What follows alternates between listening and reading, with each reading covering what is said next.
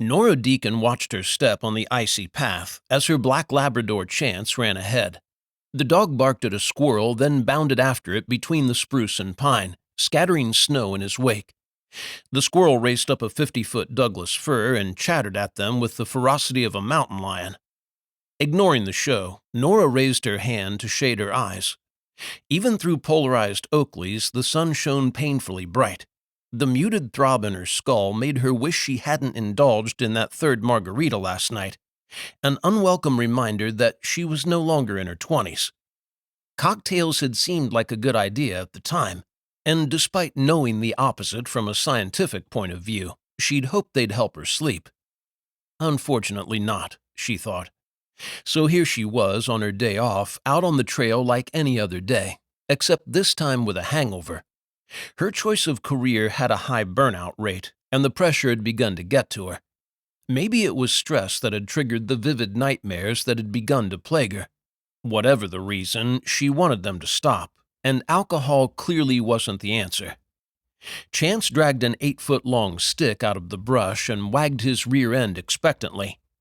"You goon!" She snapped off the end and tossed it along the trail. He shot off, energetic even after 3 hours of steady hiking. Reminded how long they'd been out, she slipped off her day pack and took out her water bottle, filled Chance's portable plastic bowl. She took a quick drink herself. Despite the clear sky, forecasters had called for a storm front to move in tomorrow, with the possibility of 10 inches of fresh snow. Probably a good thing for the upcoming fire season, but not so great if you were caught out in the elements. Chance lapped the water, then lifted his head and flicked an ear. The hairs on her nape rose. "What is it, boy?" His sense of smell and hearing were far superior to hers, and she'd learned to interpret most of his facial quirks after their 3 years together. This part of the world was full of predators. Grizzlies, black bears, wolves, coyotes, and cougars. But it was the other top predator that bothered her most. Who would she rather meet in the woods? Give her the damned bear any time. She rested her hand on her bear spray but relaxed a fraction when she heard a faint bark. Chance replied with 2 short woofs. They both tilted their heads to listen for a response, but the only sound she could hear was the rustle of wind through the trees and the high-pitched cry of a bald eagle overhead. The other dog went silent. Chance looked at her, head high, tongue lolling, eager to investigate, but she shook her head. "No." The breeze picked up and scraped her cheeks with the sharpness of a razor blade, bringing with it the scent of pine needles and pure, cold, clean air. She shivered, grabbed Chance's bowl, tossed out what was left of the water, and clipped it back on her pack. "Let's go." She was vigilant as they headed down the trail, but didn't see or hear anyone. After another 5 minutes, they came to a fork in the path. She glanced at the spoor in the mud and snow. Chance stood, head and tail held high, as he gazed intently along the trail that wound higher up the hillside into the trees, the direction they'd taken at the start of their loop that afternoon. It was a Tuesday and quiet.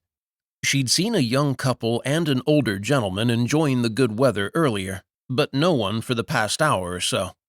A fresh set of footprints overlaid the others on the ground, the edges still crisp. An adult, a child, and a smallish dog. It was late to start out on this loop, but also possible that the hikers were only going to the lookout and back. She hoped they'd told someone of their plans in case something went wrong. She knew better than most how often people came to grief in the wilderness, and would appreciate not being called out in a blizzard. Chance continued to stare longingly along the path, scenting the air with his mobile black nose. What did he sense? She couldn't see anyone, but felt eyes on her. The skin between her shoulder blades contracted on a shiver, and then formed goosebumps.